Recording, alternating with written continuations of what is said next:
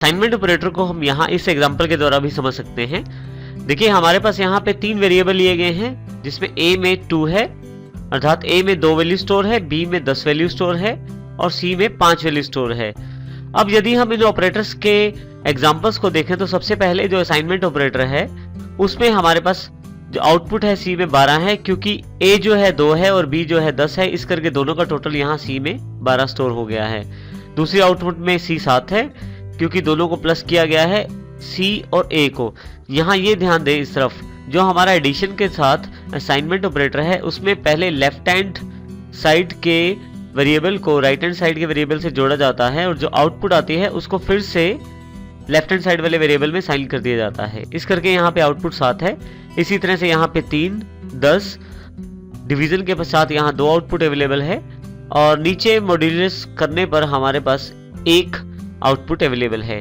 इस प्रकार assignment operator का प्रयोग किया जा सकता है।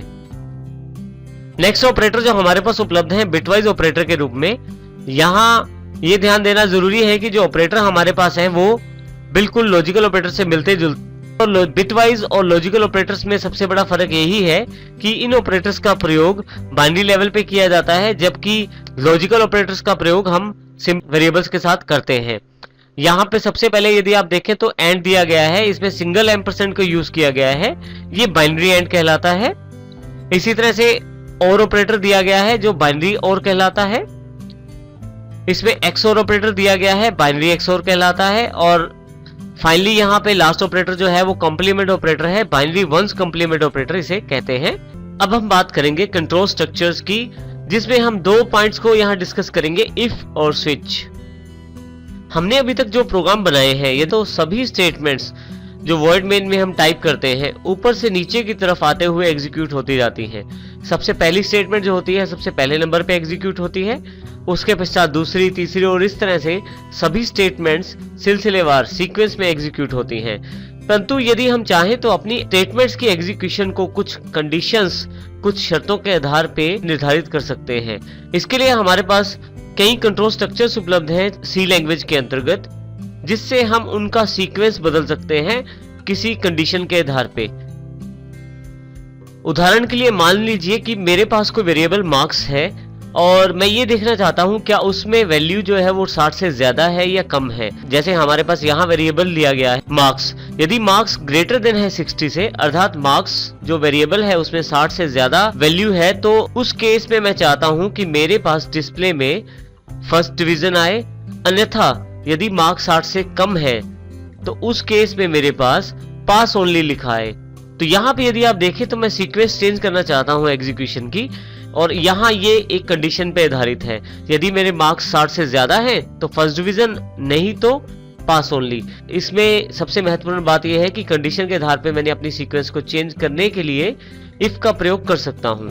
तो अब हम बात करते हैं इफ के माध्यम से किस प्रकार हम स्टेटमेंट ऑफ एग्जीक्यूशन को चेंज कर सकते हैं। इफ के साथ हम किस प्रकार अपनी सीक्वेंस ऑफ एग्जीक्यूशन को चेंज कर सकते हैं।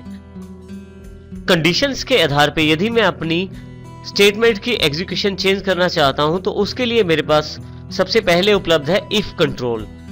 यदि हम यहां सबसे पहले वाले बॉक्स में देखें तो इसमें हमारे पास एक कंडीशन अवेलेबल है कि क्या मैं 60 मार्क्स से ज्यादा ले सकता हूं एग्जाम में। यदि हाँ तो मेरे पास फर्स्ट डिवीजन का रिजल्ट अवेलेबल रहता है, यदि नहीं तो केवल पास का रिजल्ट रहता है। इस प्रकार के डिसीजन, इस प्रकार की कंडीशंस को आप इफ से स्पेसिफाई कर सकते हैं। इसका जो बेसिक स्ट्रक्चर रहता है इफ का, इस बॉक्स में देखें आप। यहाँ पे यदि आप देखें हमारे पास सबसे पहले इफ, फिर राउंडेड ब्रैकेट ओपन और क्लोज होती है, बीच में हम यहाँ कंडीशन मेंशन करते हैं। यदि ये कंडीशन ट्रू होती है तो इफ के नीचे वाला पार्ट एग्जीक्यूट होता है, परंतु यदि ये कंडीशन फॉल्स होती है तो एल्स वाला पार्ट एग्जीक्यूट होता है। इसका ये अर्थ हुआ कि यदि आपके पास एक कंडीशन दी गई है और वो कंडीशन आपको ट्रू आउटपुट देती है तो इफ वाला ब्लॉक चलेगा, अन्यथा यदि कंडीशन दी गई है और कंडीशन फॉल्स होती है तो एल्स वाला ब्लॉक चलेगा। हमारे पास यहाँ नीचे एग्जांपल देखें कोडिंग के रूप में उपलब्ध है। इफ मार्क्स ग्रेटर देन 60, अगर जो मार्क्स है मेरे 60 से ऊपर है तो प्रिंट एफ फर्स्ट डिवीजन, मेरे पास फर्स्ट डिवीजन प्रिंट करवाया जाए, एल्स नहीं तो मेरे पास केवल पास प्रिंट करवाया जाए।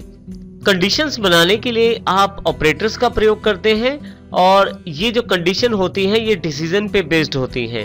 जब हम कंडीशन बनाते हैं तो जब कंडीशन लगाई जाती है किसी इफ के साथ तो उसमें दो पार्ट्स में से केवल एक ही पार्ट एग्जीक्यूट होता है, या तो इफ ब्लॉक या एल्स ब्लॉक। दोनों पार्ट एक साथ एग्जीक्यूशन में नहीं आते हैं। और फाइनली इफ ब्लॉक या एल्स ब्लॉक के एग्जीक्यूट होने के बाद जो आपका बाकी प्रोग्राम का फ्लो रहता है वो बिल्कुल वैसे ही चलता है जैसे पहले चल रहा था या जैसे उसको डिफाइन किया गया है। इसी के साथ ये भी बताना जरूरी है कि इफ में हमारे पास ये देखें लास्ट वाले एग्जांपल जो ब्लैक बॉक्स है इसमें यदि आप देखें इस एग्जांपल में थोड़ा सा हमने चेंज किया है। यदि आपके पास एक से ज्यादा स्टेटमेंट्स हैं इफ ब्लॉक के लिए तो आप उनको ब्रैकेट से डिफाइन करें। देखिए मेरे पास यहाँ कर्ली ब्रेसेस मैंने यहाँ ओपन कर लिया है, दो स्टेटमेंट्स इंक्लूड की हैं इफ ब्लॉक में और फाइनली कर्ली ब्रेसेस को यहाँ मैंने क्लोज कर दिया है। इसी तरह से एल्स ब्लॉक को मैंने डिफाइन किया है जिसमें कर्ली ब्रेसेस को ओपन और क्लोज किया गया है, बीच में फिर से दो स्टेटमेंट्स हैं। यहाँ पे इस बात का ध्यान देना जरूरी है यदि आपके पास केवल एक ही स्टेटमेंट है प्रिंट करवाने के लिए तो आपको ब्लॉक्स बनाने की जरूरत नहीं है और आपको ब्रैकेट्स लगाने की जरूरत नहीं है जैसे हमने यहाँ पे किया है। परंतु यदि आपके पास एक से ज्यादा स्टेटमेंट्स हैं तो आप यहाँ पे ब्लॉक्स या ब्रैकेट्स का इस्तेमाल जरूर करें, अन्यथा आपके पास वांछित आउटपुट या जो आपकी रिक्वायर्ड आउटपुट है वो नहीं आ पाएगी। अब हम इफ को एग्जाम्पल के साथ समझते हैं। देखिए यहाँ पे एग्जाम्पल में हमारे पास यहाँ सबसे पहले हमने दो हेडर फाइल्स इंक्लूड की हैं जिनकी जानकारी आपको पहले से है। उसके पश्चात वॉइड मेन यहाँ मैंने फंक्शन को ओपन कर दिया है कर्ली ब्रेस से और सबसे पहला काम मैंने किया है एक वेरिएबल को यहाँ डिक्लेयर किया है इंटीजर मार्क्स। इंटीजर यहाँ ये स्पेसिफाई करता है कि मार्क्स में न्यूमेरिक डेटा स्टोर किया जाएगा। उसके पश्चात क्लियर स्क्रीन, उसके पश्चात मैं एक मैसेज यहाँ शो करता हूँ जिसका काम है एंटर योर मार्क्स को प्रिंट करवाना। हमारे पास स्क्रीन पे एंटर योर मार्क्स का एक मैसेज आ जाएगा और साथ ही एक कर्सर अवेलेबल हो जाएगा जिसपे मैं अपने मार्क्स एंटर कर सकता हूँ। स्कैनएफ के द्वारा वो मार्क्स एक्सेप्ट किए जाएंगे और उन मार्क्स को मार्क्स वेरिएबल में स्टोर कर दिया जाएगा। उसके पश्चात ये वाला जो सेक्शन है नीचे वाला अब हम यहाँ इफ पार्ट की बात करते हैं। यदि आप इस पार्ट को देखें यहाँ से यहाँ तक, ये वाला पार्ट सबसे इंपॉर्टेंट है इस प्रोग्राम में। हमने जो मार्क्स एक्सेप्ट किए थे, जो हमने मार्क्स वेरिएबल में स्टोर की है वैल्यू, उसको हम कंपेयर करते हैं इफ के द्वारा। इफ में हम कंडीशन ब्लॉक के अंदर हम यहाँ पे इफ में हम यहाँ पहले कंडीशन स्पेसिफाई करते हैं जो हमने मार्क्स ग्रेटर देन 60 के रूप में की है। इसका अर्थ है यदि मार्क्स ज्यादा है 60 से, यदि ऐसा हो मार्क्स की जो वैल्यू है वो 60 से ज्यादा हो तो ये वाली स्टेटमेंट एग्जीक्यूट की जाए जिसमें हमने एक डिस्प्ले मैसेज लगा दिया है printf you have got first division।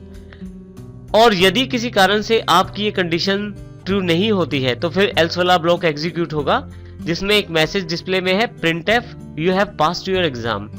अब यहाँ पे मुख्य बात यह है कि आपके जो मार्क्स हैं वो 60 से ऊपर या 60 से कम हो सकते हैं। इसमें सबसे मुख्य बात यह है कि यहाँ पे यदि आपकी कंडीशन ट्रू होती है तो ऊपर वाला पार्ट, अन्यथा फॉल्स होती है तो नीचे वाला एल्स वाला सेक्शन प्रिंट किया जाएगा, एल्स वाला ब्लॉक या एल्स वाला सेक्शन एग्जीक्यूट किया जाएगा। दोनों सेक्शन एक साथ एग्जीक्यूट नहीं किए जाएंगे, दोनों में से केवल इफ ब्लॉक या एल्स ब्लॉक में से केवल एक ब्लॉक ही एग्जीक्यूट किया जाएगा। ये एग्जीक्यूशन आपकी कंडीशन की वैल्यू पर निर्भर करती है। फाइनली यहाँ पे मैंने गेट कैरेक्टर का यूज किया है और मैंने अपने वॉइड मेन फंक्शन को क्लोज कर दिया है।